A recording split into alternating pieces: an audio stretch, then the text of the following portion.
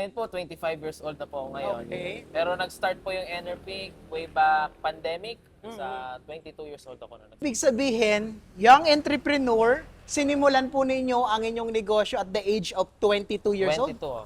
mataas sir. Pero estimate nito sir, mahina ang 100 million.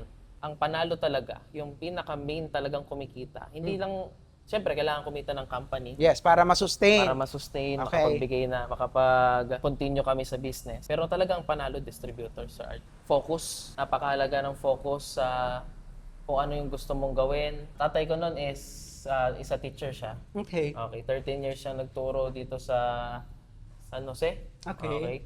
Pero kahit na nagtuturo siya, talagang nasa kanya yung pagiging businessman eh. Nagnenegosyo. Nagnegosyo na talaga siya noon pa man eh. Iba-iba ng mga negosyo ang pinasok niya. Nakita ko yun mula nung bata ko hanggang sa paglaki ko, naidala ko na. Sa dami ng problemang dumating, hindi tumigil yung Enerpeak para magbigay ng pagkakakitaan ng mga tao. And pinapalalahanan ko yung sarili ko na always stay humble. Pinaka malaking natutunan ko, sir, for this past few years no, dito sa Enerpeak is yung hindi option na bumitaw. What's up mga kabidyo? Panibagong araw, panibagong kwento ang ihahatid natin. Welcome sa isa na namang episode ng A Video Spotlight.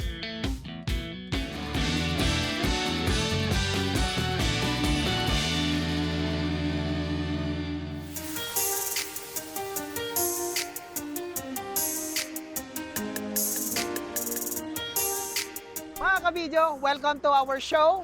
And ngayong araw ating bibisitahin ang isang building na pinapagawa ng isang young entrepreneur dito sa Tarlac. Ating alamin kung paano siya nagsimula. At the same time, ating alamin kung paano niya nakamit ang kanyang mga tagumpay sa pag-establish ng isang negosyo na ang layunin ay makatulong sa ating mga kababayan dito sa Tarlac at sa buong Pilipinas. Tara, kilalanin natin siya. Hello mga ka-video! Ako po si Joshua Joberg Gualberto, ang President and CEO ng Enerpeak, and welcome kayo dito sa aming sinisimulan na katas ng aming munting negosyo para mas makatulong pa sa mas maraming Pilipino. Ano ba itong negosyo na binabanggit ninyo at itong building ay naging output ng inyong negosyo? Bale, si Enerpeak, isang company na nagbibigay ng mga produkto na nakakatulong sa kalusugan ng mga tao at saka nagbibigay din ng negosyo sa mga Pilipino. Ayun. Ng mga distributors namin dito sa Luzon, Visayas, and Mindanao. So, noong mga nakaraang mga taon, nag-start lang kami sa isang branch namin, sa isang office namin, hanggang sa nadagdagan, nagkaroon kami ng branch sa Manila, nagkaroon sa Cebu, sa Davao, Wow! at sa Kabadbaran, at Yes. marami pang lugar. So dumami na. Dumami na. And yung latest na program or project ni Enerpeak is itong Enerpeak building na tinatayuan natin ngayon. Wow! Nagsimula lamang kayo sa isang office, pero ngayon marami na sa buong Pilipinas. Oo, meron. At dahil masasabi ba natin na ito'y successful, kaya ang katas ng inyong success ay ito na. Yes, ito na yung nagiging katas ng success natin. And unti-unti, no? Di naman natin binibigla. Kita nyo ngayon, under construction pa. Pero hopefully, mga 1 to 2 years matatapos na ito. Magkakaroon tayo ng Enerpeak office dito. And Yes. siguro mamaya may kita nyo pa kung anong meron dito sa Enerpeak building. Ngayon po, 25 years old na po ako ngayon. Okay. Pero nag-start po yung Enerpeak way back pandemic. Sa 22 years old ako na nag-start yung Enerpeak. So ibig sabihin, young entrepreneur, sinimulan po ninyo ang inyong negosyo at the age of 22 years 22. old. Imagine that, no? Batang-bata. Isipin po natin, minsan 22 years old tayo, minsan nasaan tayo nung panahon na yon. Pero si Sir Joshua, sinimulan ng kanyang negosyo at the age of 22, ngayon nga ay inaani na niya ang kanyang success. Yes po. And syempre yung Enerpeak, tulungan na ito ng maraming tao. Hindi lang ako ang talagang nagbuhos ng pagod, ng sipag dito sa company. Kasama ko yung father ko, Yes. yung mga distributors, staff, mga Enerpeak family, mga distributors na talagang unti-unti namin pinalaki itong Enerpeak company at mas marami kami natutulungan ngayon. Ano po ba yung background ninyo? Meaning, ano ba yung natapos ninyo, sir? Bakit ninyo naisipan na itayo itong negosyo na ito? Ako po ay nakapagtapos sa Tarlac State University ng course na marketing. Mhm. Pero kakagraduate ko lang siguro 2 years ago. Mhm. So, bago-bago pa talaga. Pero before that, talagang marami na akong mga pinasukan na business. Mhm. So, nasubukan ko na rin tumao sa mga food stalls, nag-buy and sell ng kung ano-anong gamit, Yes. nag-live selling, online selling ng kung ano-ano man. Mhm. And open ako doon sa lahat ng mga distributors namin. Talagang sinasabi ko sa kanila na sa puso ko talaga yung pagbe-business noon pa. So, ibig sabihin ng mga kabidyo, sinimulan at sinubukan din ni Sir Joshua ang iba't ibang negosyo, pero dito ka pinalad, dito sa Enerpic business. Dito nag-grow sa Enerpic. Dito nag-grow, ayan. So, kaya ngayon, ng mga kabidyo, makikita natin itong building, under construction, not totally tapos, di ba? Yeah. Pero masasabi natin na ito na yung katas ng Yes. pagsisika, paghihirap, at mga sakripisyo na ginawa po ninyo. Yes po. Sir, gusto ko naman makita kung ano yung laman ng inyong Enerpic building. Pwede ba Siyempre. nating masilip? Yes, welcome na welcome kayo dito sa ating Enerpic building. Alright, let's go. Okay.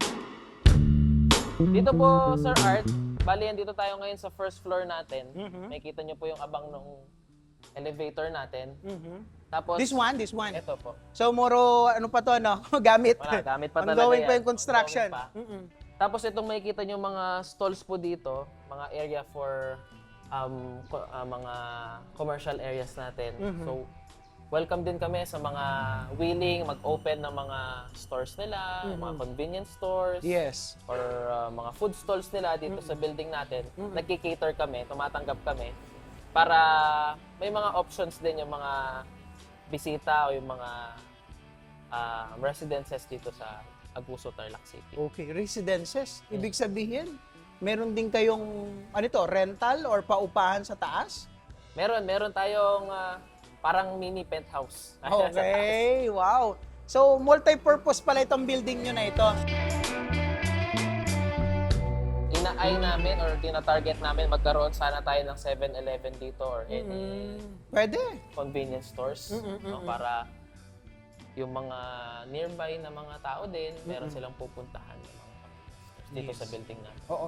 Sir, ito bang kinatitirikan ng property, ilang square meters ito? This is around 670 square meters. Okay. Close to 700. Yes. Tapos ang building na ito is a 4-story building. Kailan po ba sinimulan itong itayo, itong building na to? Sinimulan itong itayo, nasa 2 years na, the 2 making. years. Okay. Talagang step-by-step process ang ginagawa namin. Hindi namin binibiglang lahat ng bagay kasi ayaw naman namin na biglayin tapos biglang magka-problema tayo. Yes, yes, yes. So nagsimula kami noon na binili lang namin yung lupa hanggang sa pinlano namin, unti-unti namin, binakuran, ginawa yung plano, in-approve, then unti-unti tinayo yung mga floors niya. Pero mas una namin dinevelop yung pinakataas.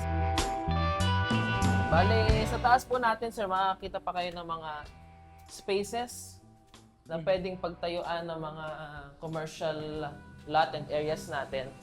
Pero ang pinaka highlight talaga ng second floor natin is yung magiging Enerpic Clinic natin. Wow. Enerpic Clinic. Ito guys, so halos bare pa no mga kabidyo, hindi pa ganun ka totally talaga tapos ongoing pa yung construction pero may area na may tiles na. Eto sir, parang may dito conference. Ano ba yan? Sa ngayon, ginagawa naming meeting room ito. Pasok po kayo para makita nyo. So ngayon, may ginagawa naming meeting area. Though medyo makalat pa dahil under construction pa nga.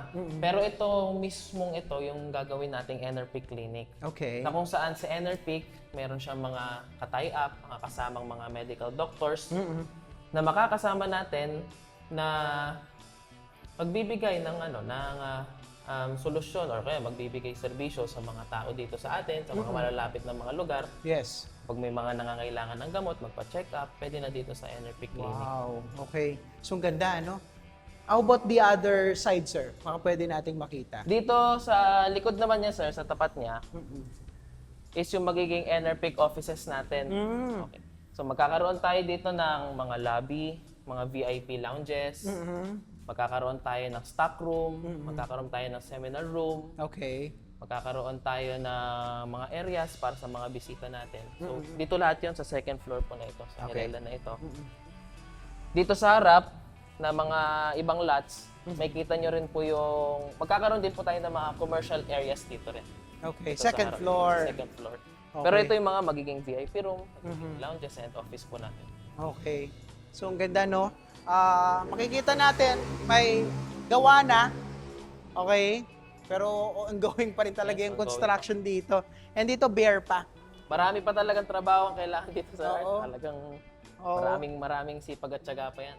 Eto ba, sir? Pwede ba nating i-reveal kung ano, how much ang value nitong building na to? Mataas, sir. Pero estimate nito, sir, malabo, mahina ang 100 million. 100 million. Hmm. So, parang... Mahina. Pag natapos na lahat, sir. Yes. Basically, sir, parang ganun na, sir, yung inaabot ng income ng inyong negosyo. Gradually. Oo, gradually. Kasi dito sa NRPIC, sir, kung di mo na itatanong, ang panalo talaga, yung pinaka-main talagang kumikita. Hindi lang, syempre, kailangan kumita ng company Yes, para masustain. para masustain, Okay. makapagbigay na, makapag-continue kami sa business. Pero talagang panalo distributors sa art. Okay. Talagang distributors. Yung mga partners namin, di ko na i-disclose kung sino sila. Alam na nila kung sino sila. Yes. Pero kung yung mga distributors po namin sa Luzon, Visayas, Mindanao, sila talaga ang pinaka nagbe-benefit sa lahat ng mga profit ng NRPIC. Ito talagang NRPIC building na ito, kaya gradual process lang din. Kaysa magbuhos tayo ng budget natin, tapos nagka-problem, baka mahirapan tayong makabangon. Yes, sir. Kaya nakikita nyo, kung mapapansin nyo, nasa 2 years na, pero still on the process siya. Oh, yes. Kasi gusto namin, unti-unti, mas sigurado, para syempre yung mga distributors din namin na nakikinabang, na matagal na rin sa NRPIC, sigurado din benefits nila dito kapag natapos na. Sir, bakit nyo naisipan na magtayo ng NRPIC building? At saka yung mga nabanggit yung mga branches, mga rental lang yon, inuupahan nyo lang yan. Una sa lahat, sir, syempre, investment. Yung building, yung lupa natin dito, investment ng company natin. At the Yes. same time, hindi naman bumababa ang mga presyo ng rentals natin. Yes. Every year, tumataas. Yes. Tapos nadadagdagan tayo. Pero syempre, ang pinaka-main purpose kung bakit namin tinayo itong NRPIC building is para magkaroon talaga ng bahay or ng headquarters pa. Yes. Yung mga distributors namin. Okay. Kasi yung mga distributors namin sa art, sila talaga yung mga pinaka-inaalagaan namin. Isa sa mga precious sa amin na mga kasama, partners namin dito sa NRPIC. Gusto namin yung mga distributors namin, every time na meron silang bibisitahin dito sa Tarlac, kung saan nagsimula yung NRPIC, every time na meron silang mga concerns, problems, meron silang pupuntahan. Nice. Meron silang uuwian. As of today, sir, since 2022, ilan na yung distributors or mga partners ninyo nationwide? Marami na, sir. Meron na tayo nationwide, meron na tayo international. Yes. Nasa around, siguro nasa estimate na 30,000 to 50,000 na mga distributors na meron. Galing! So talagang malawakan na to, malaki na tong kumpanya na in-establish po ninyo. Malawakan na, sir, pero marami pa. Okay. Marami pa ang tatrabuhin natin kasi ang laki ng population ng buong Pilipinas, Yes. nasa million tayo. And Yes. marami na natutulungan sa NRPIC, pero naniniwala ako mas marami pang matutulungan. Nice. Sir, gusto niyo pong silipin yung taas naman natin? Okay, ano ba makikita natin doon? Okay. Sa taas naman natin, sir, makikita niyo po yung binabanggit niyo kanina na residential areas. Talaga? Pero tinatawag namin siyang parang sub-penthouse kasi Okay. hindi naman siya yung pinakataas. Mga ilang units ang magagawa dyan, sir, kung sakali? 4 units po, sir, ang nandito po sa taas natin. 4 units? Wow! Wow, parang pupunta ka sa hotel, no? Parang pag akyat mo ng third floor, parang condominium or parang hotel na ang dating Condominium type. niya. Okay. Yan. Pwede nyo silipin yung dito sa loob. Ayun. This is areas para sa mga bisita natin. Wow. Kasi gaya ng nabanggit namin kanina, sir, may mga bisita kami or may mga distributors kami ng Luzon, Visayas, at Mindanao. May mga pagkakataon na bumibisita sila dito sa Tarlac and wala silang matutuluyan dito. Though meron kami mga iba pang mga area sa tulad sa Kaapas, na area for residential din, pagpapatuloy sa mga bisita. ito din magiging ganon. So, magiging VIP area, tulugan ng mga distributors namin na bibisita dito sa Tarlac. Ang saya naman maging distributor ng ng NRP. Ah, Parang pampered na pampered ang mga distributor nyo dito, sir, ah. Siyempre, sir, yung mga distributors namin, kung wala sila, kung wala yung sipag nila, wala din naman yung NRP. So you owe them Yeah, the success that you have right Tulungan now. namin lahat sa collection of hard work and sipag talaga ng lahat ng mga NRPIC family. Kasama na yung staff, management, pati yung mga distributors namin. Si Sir Joshua ay nasa mid-20s ka pa lang. Sir, ano ba ang sikreto ng pagiging successful po ninyo? Lalong-lalo na batang-bata at ikaw ay nakapagtayo ng isang negosyo na ngayon ay masasabi natin successful and continuous pa na nag-grow. Ano ba ang sikreto ni Sir Josh? Una, sir, focus. Napakahalaga ng focus sa kung ano yung gusto mong gawin, ano yung gusto mong i-priority na mga bagay, businesses. And syempre, di ko rin naman maaabot to, hindi rin mangyayari sa NRPIC to without the help of my father, my family, Your parents. parents ko. Sila talaga ang ang kumbaga parang mastermind. Mastermind. Oo. Nag-guide. Oo, ang nag-guide sa akin ang bumubuo ng mga programa. Kumbaga parang naging foundation ng NRPIC. So, Okay. yung parents ko. So, tapos kailangan talaga may concern ka sa business mo. Tapos may concern ka din sa mga tao.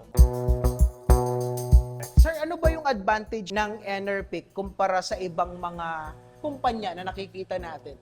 Nakikita ko, sir, yung yung puso talaga.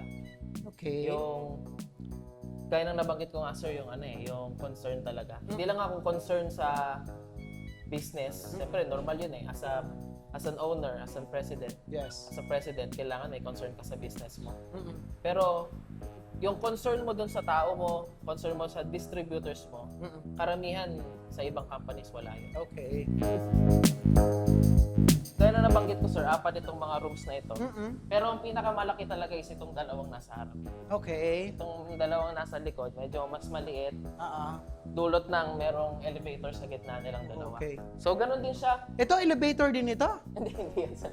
O CR? May CR yan. Akala ko elevator. Pero yung kanyang mga bar counter, tsaka yung abang ng kanyang sink and kitchen is nandito naman. Iba rin naman ang design Yes, dahil nandito yung elevator, nakatago yung sink niya, Yes. yung kitchen area. Pero lahat ng mga ito, sir, siguro itong taon na to, sisimulan na rin namin i-develop ito. Ito lahat to, yung mga design ng kanilang mga kitchen, ng kanilang mga walk-in closet, Yes. is ako mismo ang magde-design itong mga to. Okay. So imagine guys, no, napakabata pero ang dami ng alam, ang daming mga business mindset, kumbaga lang tinatawag natin, no. Sir, saan mo ba ito naman? Saan mo ba nakuha? Sino bang inspirasyon mo para magnegosyo? Siguro nakuha ko na sa tatay ko eh. Kasi tatay ko pa lang, tatay ko noon is isa teacher siya. Okay. Okay, 13 years siya nagturo dito sa San Jose. Okay. Pero kahit na nagtuturo siya, talagang nasa kanya yung pagiging businessman. Nagnenegosyo. Nagnegosyo na talaga siya noon pa man. Iba-iba ng mga negosyo ang pinasok niya. From food supplements to mga sandblasting, mga projects sa school, Yes. mga food businesses, marami pang iba. Nakita ko yun mula nung bata ko hanggang sa paglaki ko, naidala ko na. You are influenced by your father. Ang malaking influence. Kaya ngayon, hanggang ngayon, dala-dala mo. Oo, dala-dala ko. Sir, at your age right now, may ano ka ba? May gusto ka pang ma-achieve? Aside na matapos itong building na to, what's your next plan? Kumbaga, mga 5 years or 10 years from now? Marami, sir.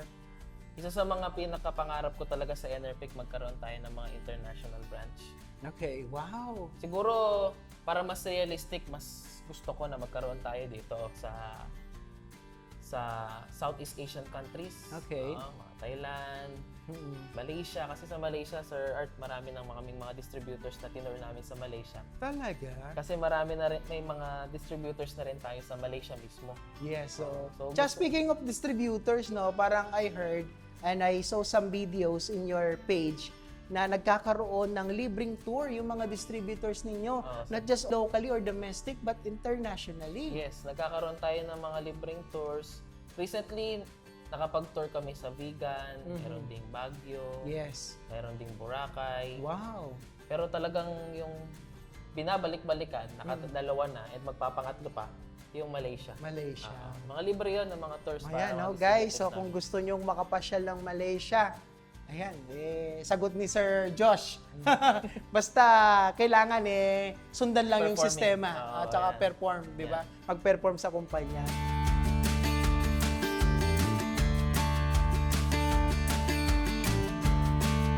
Sir, third floor na ito. Yeah. Meron pa bang fourth floor? Yes, meron pa tayong fourth floor. Yun yung pinaka-develop namin. Talaga? Silipin natin, sir. Tara, let's go. Okay.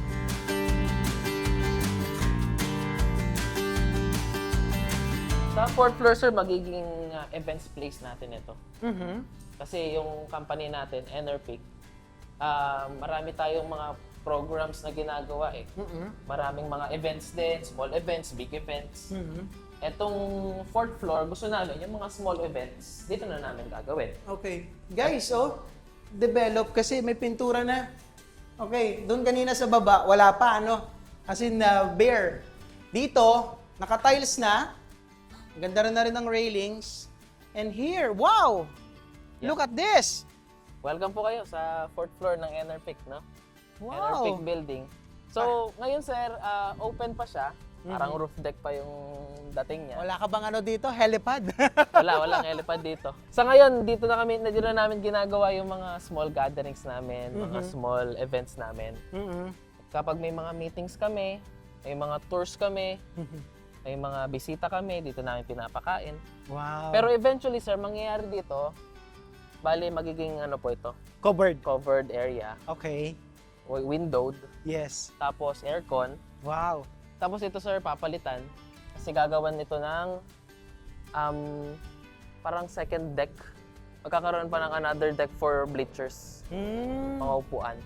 Okay. Isipin mo, sir, parang theatrical style. Okay. Yes. Okay. Para pag may event dito, Meron area na upuan for sa baba, meron din sa taas. Tsaka guys, no, ang pansin ko dito, ang ganda ng view. Look at this. Pag nandito ka na sa taas, parang relaxing, no? Though, ito yung Tarlac River. Nakita mo yung, Nagka-quarry. yung quarry. Pero, ayun, tanong mo na yung San Jose, oh. Ganda.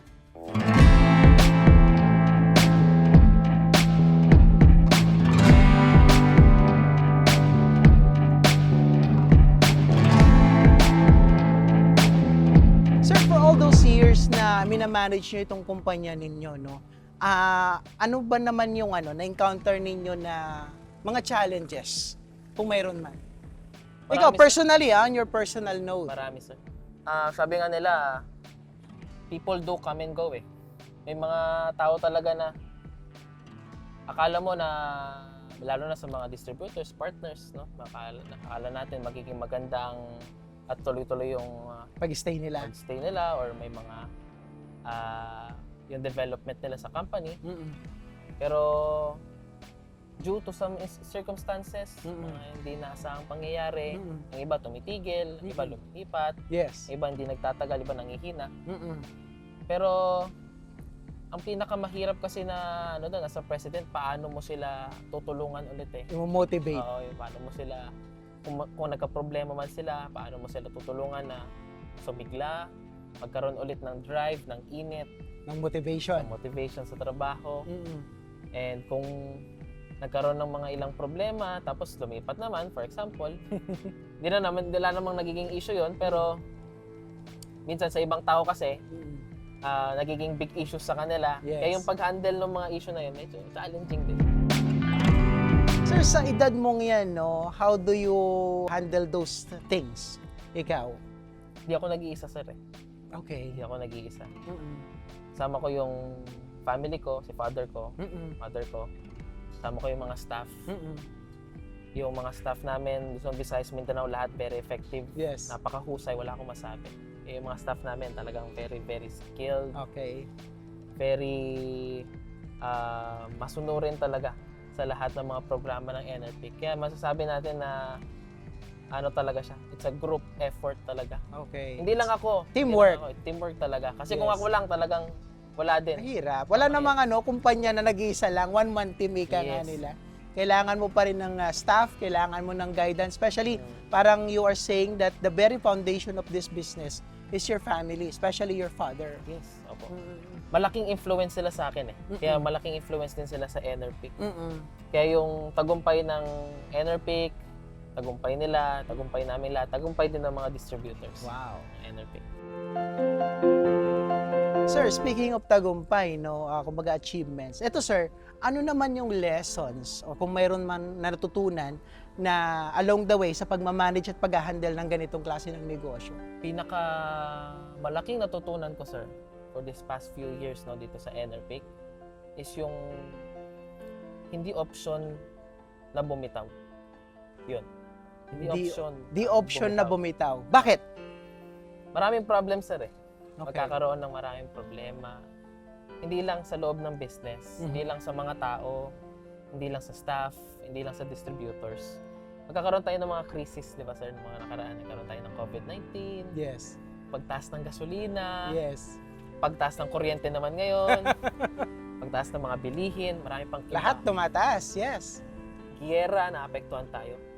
Ang daming problemang dumarating, pero kahit sa dami ng problemang dumating, hindi tumigil yung Enerpeak para magbigay ng pagkakakitaan ng mga tao, Wow. tulungan yung mga distributors, tulungan yung mga may sakit. Hindi kami tumigil.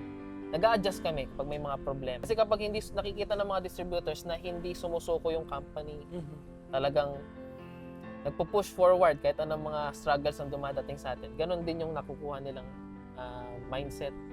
Sila din hindi sumusuko, nakikita natin yung effort din nila, dinodoble nila kapag ganon yung company. Ganda, no? Mga ka-video. Gusto ko yun, ha? Di option ang sumuko o tumigil. Yung option ng sumuko, hindi talaga. Wow. So sana, no, ganyan din ang mindset ng ating mga kababayan at a very young age. Ganun na yung thinking niya. Diba? So sir, despite all those achievements that you receive, ano pa ang ginugol natin aside yung pagkakaroon ng international branches?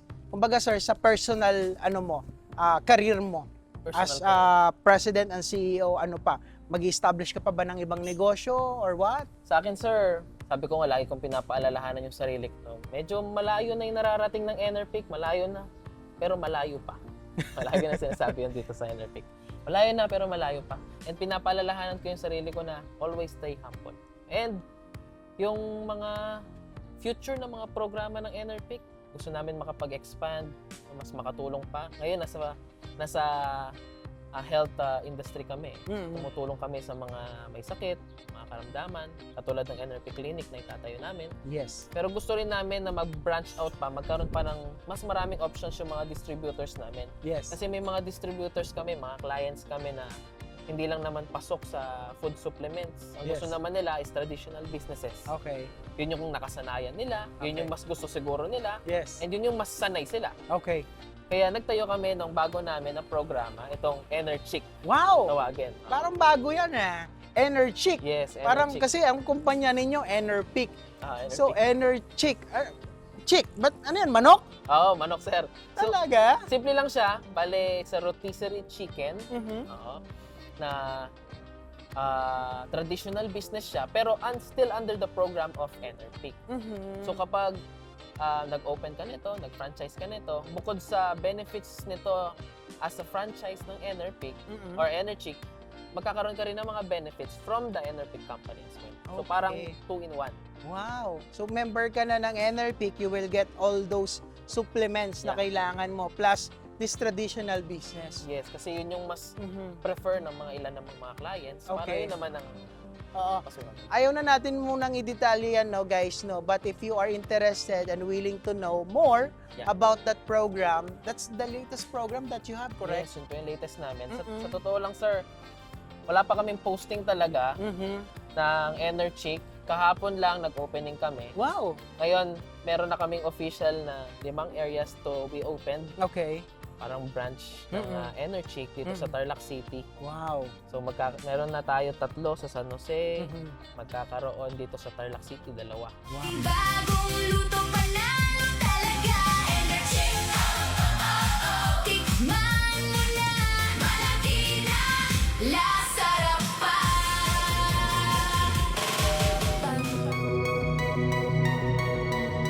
this time siguro, no, bago tayo magtapos, no, I would like to ask Sir Josh Yeah. kung ano yung gusto mong mensahe sa ating mga ka-video, sa mga young entrepreneurs na kagaya mo, at the same time sa mga kabataan at iba pa nating mga kababayan na gustong alamin at kilalanin si NRPIC at maging bahagi po nito. Yes, una sa lahat, ini-invite ko kayo na bisitahin kami dito sa Tarlac City. Okay, yung NRPIC building namin. Sa mga interested sa NRPIC, ano ba ito? Kasi nababanggit yung mga distributors, clients namin. If gusto nyo magkaroon ng sarili nyong negosyo, pwede kayong tulungan ng NRPIC para magkaroon kayo ng sarili nyong negosyo habang ginagawa nyo kung ano yung mga trabaho ninyo. So meron kaming Facebook, meron din kaming YouTube, Yes. NRPIC Studios, pwede nyo pong bisitahin. Makikita nyo na doon lahat ng mga programa ng NRPIC, yung mga benefits, mga tours katulad ng pagpapayate, pag-tour sa Baguio, Sa and Malaysia. international mga Yes. tours. And NRChic, if interested din kayo, pwede kayong magtanong sa mismong NRPIC page natin. Yes. If interested kayong mag-franchise ng inyong sariling rotisserie chicken din sa inyong mga lugar. Mensahe ko naman sa mga ka-video natin dyan, no?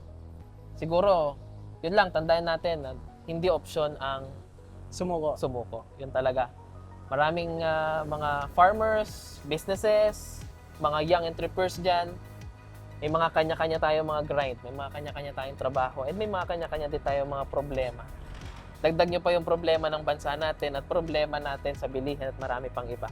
So talagang mahirap magtayo ng business. Pero kung gagawin nating option yung pagtigil, yung pagsuko, hindi natin talaga marireach yung gusto nating success sa business na meron tayo. Keep pushing forward, no, para maabot natin yung mga gusto natin.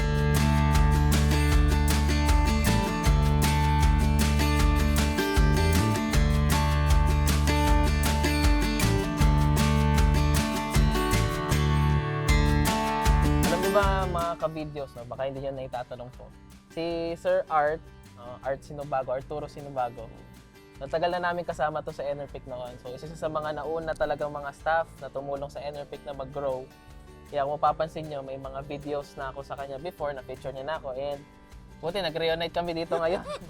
It's a Oo, reunion! nagkaroon kami ng reunion. Yes! Tapos, maraming, kung hindi mo natatanong, sir, o baka hindi mo na nakikita ngayon, kasi basic ka na. Yes. Yung mga distributors, mga clients namin noon na from Luzon, Visayas, and Mindanao, meron lang isang kasabihan pag nandito sa NRPIC. Ano yun? Oo. Yung sa NRPIC, yes to success. Yan. Si Sir Art ang ano nun, ang nag-create nun. Kaya, Until now, ginagawa pa rin yun? opo, siya pa rin. nun. NRPIC, yes to success! NRPIC, yes to success! NRPIC, yes to success. Sa Okay. NRPIC, yes to success. Yun pa rin. Yes, that's our mantra kasi before, di ba? I serve as the marketing director of NRPIC way back kung hindi nyo po naitatanong ng mga ka-video. That's why I'm very happy to see once again our president kasi ang laki na ng pinagbago eh. Dati talagang estudyante nag-aaral pa ito nung sinisimulan yung kumpanya. Oo. Papasok sa opisina namin to nakabag pa eh. Pero look at him now, ayan. So may sarili ng building, matatapos ito in a few years, di ba? So ako naman, I'm very thankful din na naging bahagi ako ng NRPIC team Salamat at din, sir. NRPIC family Yeah. dahil nabigyan natin ng magandang foundation ng NRPIC. That's why it grows, di ba? Yeah, it grows. Continuous ang paglaki po nito. Yes, lahat talaga nag-grow sa NRPIC. Hindi lang yung mga distributors, hindi lang mga clients namin. Pati yung mga staff, no, tayo, nag-grow tayo. Yes. Pati yung management talagang nag-grow sa NRPIC. Yes. Natutuwa naman ako ng mga kabidyo dahil na-recognize po tayo ng President and Siyempre CEO ng NRPIC because of that mantra, no? Yes to success. Yun pa rin, Sir Art. So it's a positive, kasi yun reminder Yeah. that we have to think na kailangan, dapat positibo tayo lagi sa buhay. Tama. Ayan, that's why I admired Sir Joshua for being here and for keeping the company, di ba, into a progressive company Yeah. na nakikita natin. So, hindi po madali ang pag-i-establish ng isang negosyo. But, again, tinuruan tayo ni Sir Joshua ngayong araw na ito na hindi option ang sumuko o bumitaw. Di ba? Kahit anumang pagsubok ang ating pagdaanan, we keep moving forward. Yes, sir. We keep pushing forward Yes. para ma-achieve natin yung success sa buhay na pinapangarap natin.